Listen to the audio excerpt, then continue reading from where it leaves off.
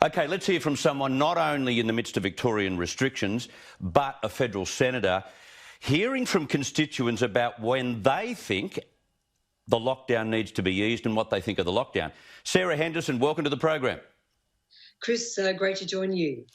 Before we talk about Victoria, what's been your reaction to the ICAC hearing in New South Wales featuring Gladys Berejiklian? Well, Chris, Gladys has made her statement. It's clear, based on the evidence, and that, as she has said, that she hasn't done anything wrong. Clearly, it's a very difficult time for her, but I strongly support Gladys. And if you consider what she has done in New South Wales this year, a monumental effort to keep the economy on track. In fact, the New South Wales economy has had a turnaround of some 70% in the right direction, in contrast to what we've seen here in Victoria. So she has done a mighty job. She is an incredible Premier. And as I say, I strongly stand by her. Yeah, you weren't the only one. The Prime Minister, Scott Morrison, threw his support behind the New South Wales Premier today. Let's have a look at that. Gladys has been a tremendous Premier and she has my absolute support.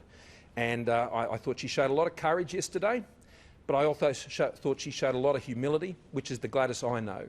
You know, we're all human. I want to, thank particularly Dom Perrottet and Brad Hazard and the whole team down there in the New South Wales government getting in behind her. And I won't labour the point, but does that good work offset the possibility that she has gone against the ministerial code of conduct?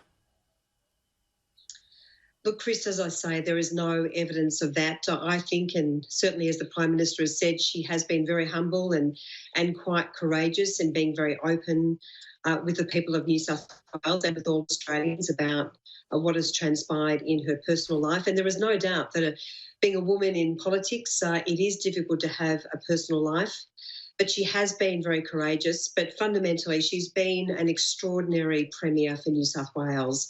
A very strong and principled Premier, has incredible support. We've heard you talk about that today on your program.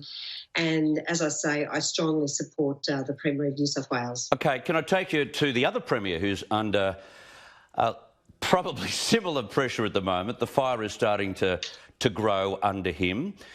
There seems to be no major change in lockdowns announced this coming weekend, which has disappointed Victorians no end. But when you look at the data like I just did, when you start to look at the things that they use as an excuse to keep everyone locked down, New South Wales is worse off and is open. Is it time to open in Victoria? Chris, yes, it is. I have said from the very beginning that Victoria and the Premier of Victoria got the roadmap badly wrong, and we are now seeing further evidence of this. As you say, 13 new cases in New South Wales, 12 in Victoria. We have an economy in New South Wales that is open and thriving, and where there is an outbreak, of course, then the action is taken to mitigate that outbreak, to suppress the virus through first-class contact tracing and suppression. In Victoria, and particularly in Melbourne, we have a completely locked down economy. It is absolutely criminal what is happening in Victoria. It has cost our economy in the last quarter, in the September quarter, $14 billion. The Morrison government has provided Victorians something like $28 billion, Chris. But really, this has run off the rails. And I think now we have seen the Premier and some of his ministers humiliated before the Board of Inquiry into the hotel quarantine fiasco. He's now being stubborn. He won't admit that he's got it badly wrong. But we desperately need to open all of the economy, not just in relation to how people interact with each other, but to let businesses get on with opening and thriving. How there are any restrictions whatsoever in regional Victoria is a total shame on the Victorian government. But I've run out of time. Sarah Henderson, thank you so much for yours. Yeah, great to talk to you, Chris. Good to have you on.